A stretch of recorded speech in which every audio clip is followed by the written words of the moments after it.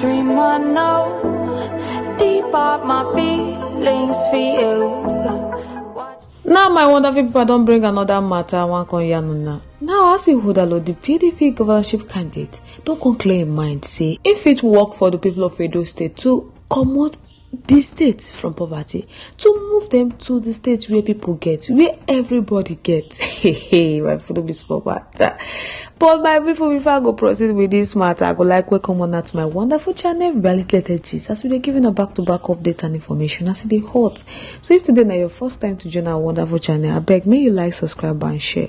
But don't forget to turn the notification bell to get notified, so that anytime our news drop, now you will be the first to watch. And my people, not be small matter, but make una relax. I could bring una the matter one after the other as they come our way. To all amazing subscribers, I thank you so much for joining.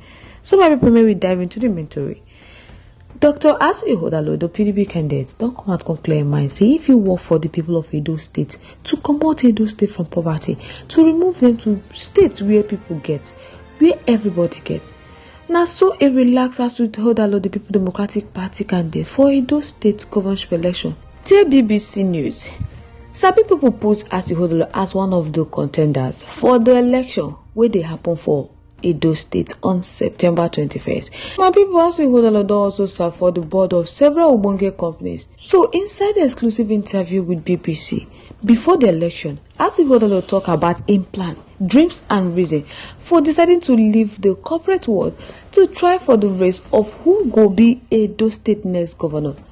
The 65-year-old say in they confused on why he decided to join the race. He said not to make Edo State people to dey better. He say he don't dey private sector all in life. No matter wetin they do there, probably they go affect 5,000 lives. Say if company big, 10,000 directly and indirectly. But if they dey public service, they be governor, they fit directly affect 5 million people, 6 million people. Now wetin Asuen Ighodalo talk. He say if you win, on the part of food, transport and free healthcare for the elderly, Asuen Ighodalo don come out con talk say in policy go be to help the poor and the elderly. That Edo State get insurance scheme, so they go structure the health insurance scheme where people wey poor or people wey old go fit go hospital and the hospital go care for them. Asuen Ighodalo talk say the state go contribute to the health insurance scheme where people dey work to. Them go also they pay to the scheme, so that by the time them old, then go fit go hospital. Then go fit go hospital to get medical care.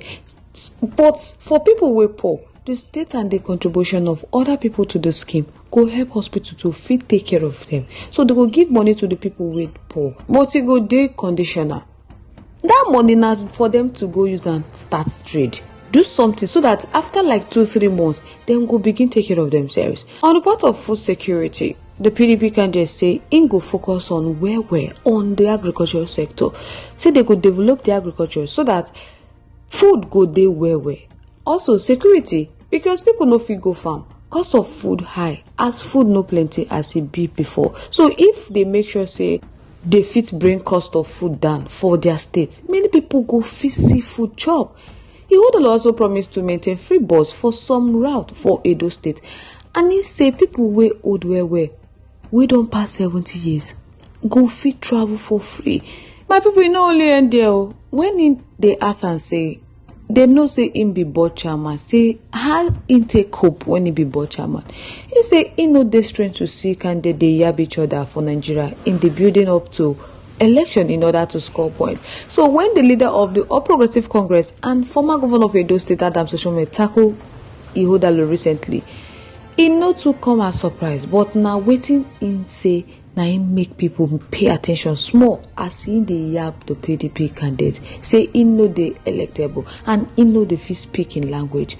But for Asuen Ighodalo, that one no follow at all. Asuen Ighodalo said that those things where they talk no correct, no be better thing they talk. Say sometimes they talk before they think. And so Asuen Ighodalo take fire back. And say he advise Adams Oshiomhole on economic team for 8 years. Say if all those things where Adams Oshiomhole talk, he no sabi do am. So how him take advise am for 8 years? Him go even ask am again, say which work him do before him become governor. Say na tailor him take start, and he no talk say he no fit be governor. Him wey don chair board, several board, him don run company wey employ 10,000 people. He no wan join issue with am. So their experience dey different. Say him be board chairman, him be tailor. As Ighodalo say, when him develop him manifesto, wey be in contract with the people of Edo State, him go from place to place to see wetin dey worry them, wetin be their problem. Na there him dey talk say this thing na problem. Make him no tell him people say they go deal with this problem if they wan improve in Edo State. But when people no get anything to take tell people say na the thing wey they wan do be this, abeg, make they vote for her. Na him they go take try to the hear people on why make Edo people trust am. As Ighodalo say, make people check out in history. As Ighodalo say, wetin person go do tomorrow, they go know from wetin him do yesterday. That through in life, from when him comot school reach today, the kind work wey him don do, wey him work before, wey him sit for board, all those things. So if people look the thing wey him do before, by God's grace, except grace enter this matter, say moving forward, na the kind thing wey him do before, na him go do forward. Concerning the issue of godfathers matter, as Ighodalo don come out come talk say he no get political godfather. As Ighodalo get the blessing of the current state governor Godwin Obaseki to contest over the deputy governor Philip Shaibu, wey even cause kasala for Edo State. So this one makes some critics dey reason say Obaseki fit want something more, but Ighodalo dey quick to crush their idea, say him no go be a man of him own if him win.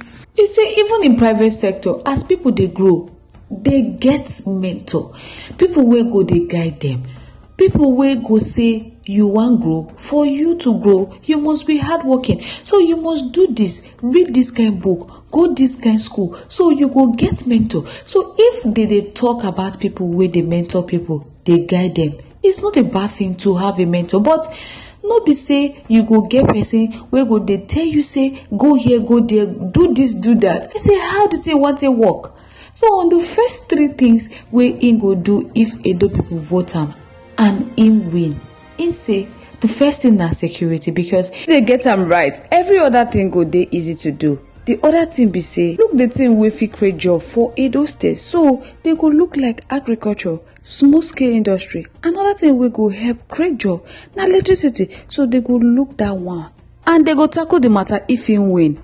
So my people go like know wetin una reason about this matter. Make I know una mind, make una pour una mind in our comment section. Once again, thank you so much for staying to us. On this note, we have come to the end of this segment. Till I come your witness. Stay safe, guys. Bye for now.